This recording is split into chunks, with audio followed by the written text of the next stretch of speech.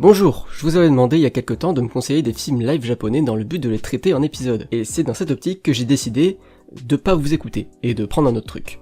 Bon, vous inquiétez pas, j'ai quand même pris des notes pour des futurs épisodes, ça et quelques petites trouilles de mon côté dont la crème de la crème du Japon, mais qui va devoir attendre un peu pour être traité comme il se doit. Tout ceci étant dit, j'ai porté mon attention sur le film Bento Harassment, sorti en 2019, mais on va voir ça maintenant. Le film s'ouvre sur une scène où une mère qui se nomme Kaori et ses deux filles, Wakaba et Futaba, discutent, scène où l'on peut voir que c'est une famille heureuse et soudée.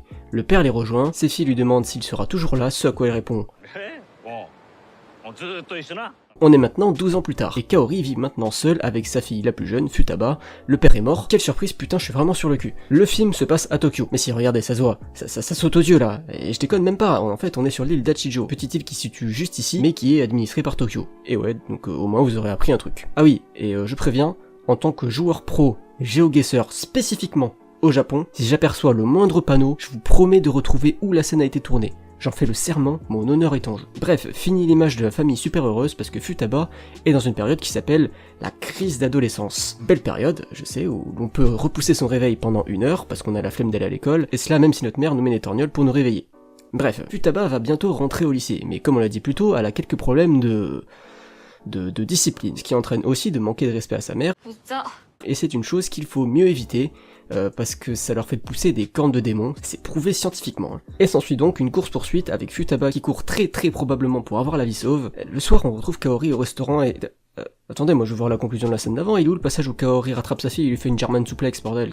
Bref, donc Kaori retrouve ses amis au restaurant, amis qu'on verra assez régulièrement dans le film, mais pas dans le résumé, pardon, c'était méchant. Le soir, Kaori est pris d'une idée de génie, pour foutre la honte à sa fille, à savoir lui faire des bento kawaii pour qu'elle soit trop mal à l'aise. Et le pire, c'est qu'ils sont préparés avec... amour, c'est vraiment pas si mal en fait. Il faut me comprendre, moi quand j'ai vu le titre du film, Bento Harassment, moi je m'attendais à ce que ce soit vraiment la guerre. Alors oui, peut-être que le fait de mettre de la morora dans le bento de ta fille aurait considérablement raccourci le film, mais quand même quoi, je suis un peu déçu. Enfin bon, passons, Futaba commence donc sa première journée au lycée. Arrivée à la pause de midi, elle ouvre son bento et découvre l'horreur. Enfin ça dépend de quel point de vue on se place, parce que ses potes ont quand même l'air de bien kiffer. C'est donc un coup réussi pour la mère, qui a un genre de Spider-Sense, ou une connerie du genre. Ensuite, on va enchaîner sur une présentation de l'île Achijo, parce que oui, le saviez-vous, le film se passe sur cette île administrée par Tokyo de à peu près 7500 habitants, loin de toute grande ville, où il fait bon vivre, etc. Vous le savez pas ? Non ? Bon, retenez-le bien maintenant, parce que sinon ça va devenir chiant. Maintenant que la première bataille a été gagnée, il faut encore gagner la guerre. Donc maintenant, tous les jours de ces 3 années au lycée, Kaori va s'amuser à faire des bento kawaii / embarrassants / pourquoi moi quand je mangeais au self au lycée j'avais pas des trucs comme ça. Même qu'au final, ça va ramener toute la smala du lycée à chaque fois qu'elle loupe son bento. Ce qui doit être vite fait chiant quand même. Non mais sérieux, vous avez pas autre chose à foutre. Et donc même si ça lui fout grave la honte, elle mange le bento à chaque fois. Et donc cette fois-ci, en extérieur, un petit événement va se produire.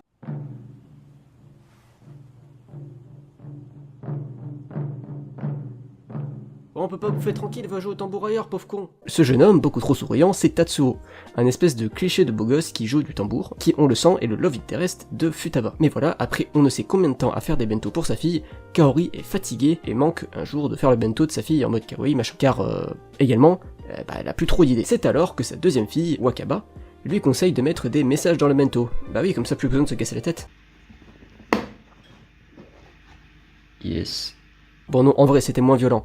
Elle lui demande juste de faire la vaisselle, ce qui va suffire pour que toute la putain d'île soit au courant, et répète à chaque fois qu'il voit Futaba qu'il faut faire la vaisselle, ce qui va conduire Futaba à logiquement faire la vaisselle. C'était donc un arc passionnant, y a pas à dire. Suite au succès de ces techniques pour que les gosses fassent la vaisselle après avoir été harcelés par toute une île, Kaori va ouvrir un blog qui va être suivi par plein de monde, dont lui, Nobusuke, vivant à Tokyo, enfin dans la ville, la vraie quoi, qui est un père élevant son fils seul suite au décès de sa compagne. Il sent que son fils aimerait manger des meilleurs bento que ceux qu'il lui fait, c'est pourquoi Kaori et son blog vont lui être plus qu'utiles. De retour à Tokyo, enfin sur l'île d'Achijo, parce que le saviez-vous, le film se passe sur l'île d'Achijo qui est administrée par Tokyo, et c'est donc assez cocasse parce que on est à Tokyo mais ça ressemble pas du tout à ce qu'on pourrait imaginer quand on dit qu'on est à Tokyo.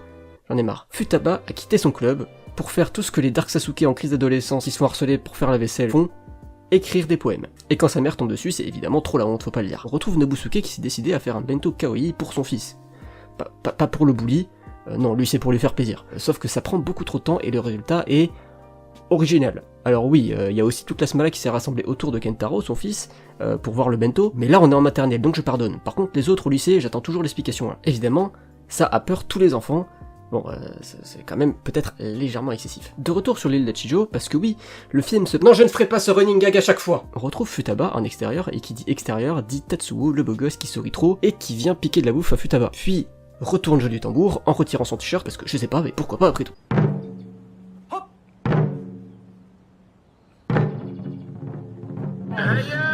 Quelques harcèlements au bento plus tard, on retrouve Futaba en train d'écrire ses poèmes, quand tout à coup, paf, un Tatsuo sauvage apparaît, avec son tambour bien évidemment, comme à son habitude, il sourit beaucoup trop. Non mais sérieux, c'est une pub Colgate ambulante ce mec. Essayez le nouveau Colgate Total. Ça, ou c'est un très grand fan de Karine Le Marchand. J'adore rire. Les deux parlent un peu, en fait surtout Tatsuo qui parle de son rêve d'aller à Tokyo. Même si on est à Tokyo sur cette île aussi. Parce que oui, saviez-vous que l'île d'Achijo, vous savez quoi, on va faire ça, ça sera plus simple.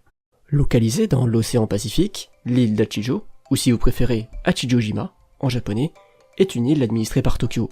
Mais ici, pas de train, ni de combini, ou de grande ville.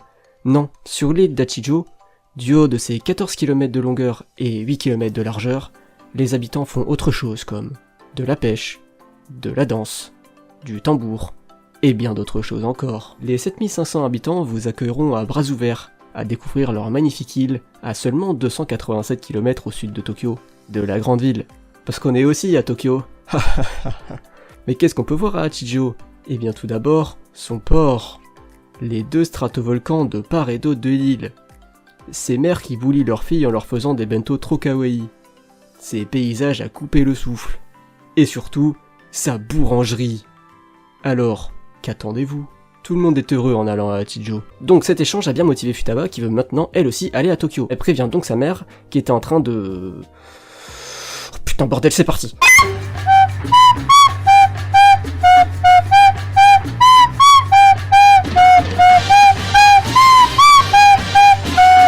Voilà, c'est ici. Vous allez voir, j'ai été très méthodique. Mais c'est là. Alors le panneau n'est pas le même. Mais on retrouve la maison verte qu'on voit au fond. Et il y a l'affiche du film. Donc, en tout cas, ça a l'air d'être là. Et en plus, il y a bien le truc, le magasin Yamashita, qui est ici.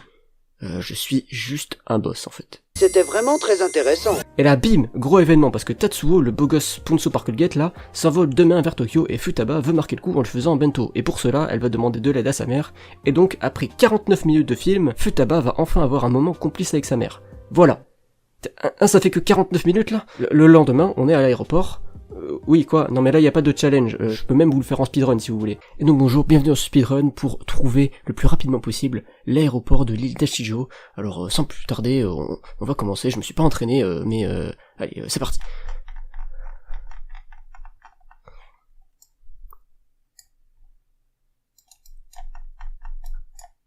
Et voilà, j'espère que ce speedrun vous aura plu, c'était pas très compliqué. Futaba veut aller donner son bento à Tatsuo, mais comme rien ne se passe jamais bien, elle va être témoin du fait que Tatsuo ait déjà une copine, qui lui ait fait un bento aussi.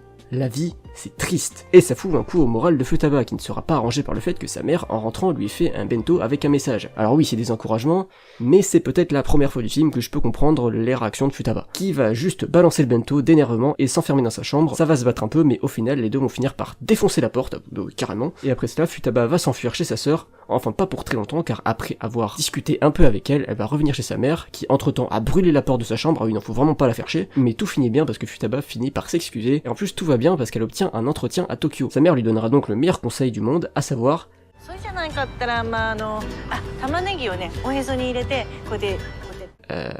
Ça marche vraiment ça? Bon bah on va essayer du coup, ça tombe bien, je suis stressé en ce moment, donc bah, j'ai un oignon, moi j'ai mon nombril, bon, il est sous mon t-shirt quand même parce que je vous aime bien mais pas à ce point, donc on va voir hein. Waouh, je suis totalement déstressé, waouh, trop bien.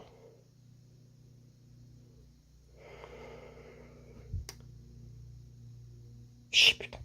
Et voilà, Futaba part vers un avenir radieux et tout finit bien. Sauf que non, en fait c'était une fausse fin. Mais franchement, qui fait ça? On retrouve Futaba dans le bateau qui va s'apprêter à manger ce que sa mère lui a préparé. Et c'est un gros morceau de pain avec 2 pauvres saucisses à l'intérieur, ce qui doit être super sec quand on y pense. Bref, elle arrive à Tokyo, d'ailleurs elle a gardé la tenue de son lycée pour une raison qui m'échappe. Elle stresse pas mal, du coup qui dit stress dit oignon sur le nombril, bien évidemment, sauf que c'est à son tour, et elle perd un peu ses moyens, mais au final l'entretien se passe pas si mal, parce qu'elle dit qu'elle aime bien manger. C'est pour quelque chose qui fait de la nourriture, mais sinon ça marchait pas vrai. Et enfin donc, elle peut rentrer, donc oui, elle a fait 10 heures de bateau aller, 10 heures de bateau retour, pour un entretien de 5 minutes à tout péter, mais ça valait le coup parce qu'elle a eu le poste, et donc elle ira s'installer à Tokyo. Enfin, dans la grande ville, parce que le saviez-vous, ta gueule. Et on entre dans la partie du film, beaucoup moins fun, donc on va peut-être accélérer un peu, ça fait un moment qu'on y est. C'est bientôt la fin de la 3ème année de lycée de Futaba, oui déjà ça passe vite, et sa mère s'efforce donc à faire des bento avec des messages. Mais le dernier jour, à force de se surmener, et à cause de quelques petits problèmes de santé, Kaori devra se faire hospitaliser. Un peu plus tard, Kaori, qui veut finir sa mission de faire des bento pour Futaba, va demander à sa deuxième fille, Wakaba, qui était en train de tondre la pelouse de l'hôpital à main nue, je sais pas, de la remplacer à l'hôpital pour berner les infirmières pendant que elle retourne chez elle finir le bento final de Futaba, ce qui en vrai est très difficilement faisable, mais passons. Elle y arrive tant bien que mal et envoie Wakaba pour lui donner, parce que j'imagine que elle peut même pas le porter, non parce que regardez la taille du bordel, il y a à manger pour toute l'île là-dedans. Finalement elle décide de partager ce bento final avec toute sa classe, enfin tous les gens qui depuis le début du film s'agglutinent derrière elle quand elle ouvre son bento, et voilà, l'année scolaire est terminée, et Futaba va partir à Tokyo, mais pas sans laisser un petit message à sa mère, toujours à l'hôpital, qui se dépêchera en voyant celui-ci d'aller dire au revoir à sa fille à grande distance de sécurité. Et voilà, tout est bien qui finit bien. Fin. C'était un bon film. Pour être tout à fait honnête, j'espérais que ce soit pas très bon, mais j'ai été heureux de me tromper. Même si c'est pas le film de l'année, ça reste un bon divertissement, et c'est même très poignant à certains moments. Sérieusement, je l'ai vu plusieurs fois pour les besoins de la vidéo, et il y a des passages qui m'ont mis les larmes aux yeux à chaque fois. Genre, j'en ai pas assez parlé dans le résumé, parce que c'est pas facile à inclure. Mais tous les passages avec Nobusuke et Kentaro, vraiment, ils sont tous hyper touchants.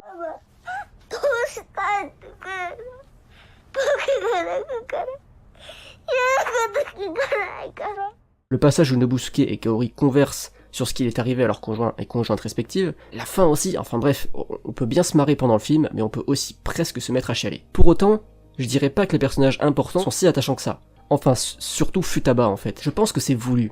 Mais au début, j'ai pas réussi à me mettre à sa place, à voir qu'est-ce qui pouvait bien se passer dans sa tête, mis à part qu'elle était en crise d'adolescence et que du coup elle faisait sa rebelle. Je trouve ça dommage aussi que Wakaba, la sœur aînée, soit vraiment réduite à un rôle très très minime, et on la voit assez rarement. Surtout quand on voit une des meilleures scènes du film, une scène flashback, qui se passe après la mort du père, où Kaori travaille toute la journée et par conséquent doit laisser Wakaba s'occuper de sa sœur, et où du coup Wakaba, encore relativement très jeune, craque et ne sait pas comment tout gérer. C'est compliqué à résumer, évidemment, mais c'est une scène vraiment excellente, et très belle en fait.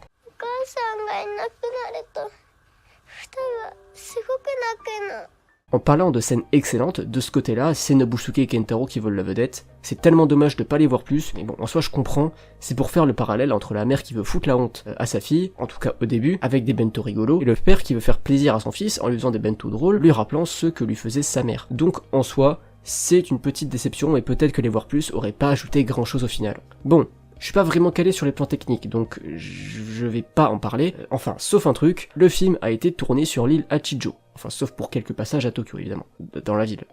Parce que le saviez-vous, on a même pu vérifier que c'était tourné sur l'île d'Hachijo à certains moments, avec mon talent inné sur GeoGuessr. Alors, je ne sais pas si tout a été tourné vraiment là-bas, il y a peut-être des trucs tournés en studio, etc. Mais en tout cas, si avec ce film t'as pas envie d'aller visiter cette île, je sais pas ce qu'il te faut. Pour ce qui est de l'histoire de base, elle est sympa, il y a une jolie évolution de la relation entre Futaba et Kaori, qui se fait sur tout le long du film, et du coup, c'est plutôt sympa à suivre. Il y aura certainement un petit bémol sur les personnages secondaires, alors là, pour le coup, tu peux pas faire plus secondaire. Parce qu'ils sont à peine nommés, hein. Genre je serais incapable sans déconner de donner le nom des amis de Futaba, parce que je crois qu'ils sont même pas donnés. Celui qui s'en sort le mieux dans le lot, c'est Tatsuo, l'espèce de cliché de beau gosse, qui pour le coup se limite pratiquement que à ça.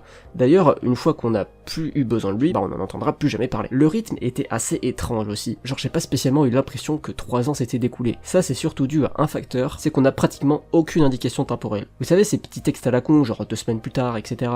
Les seuls qu'on aura, ce sera au début pour nous indiquer que 12 ans a passé, ce dont vous pouvez se douter, hein, de toute façon. Hein. Et à la fin, et encore, c'est plus nous qui le comprenons que le film qui nous dit, tiens, il y a 8 mois qui sont passés. En conclusion, c'était bien, c'est sans prise de tête, il y a des moments touchants, donc ouais, bon petit film, bien sympa. Et voilà, cette vidéo touche à sa fin, si elle vous a plu, n'hésitez pas à vous abonner, à mettre un commentaire, à mettre un like, et à partager la vidéo.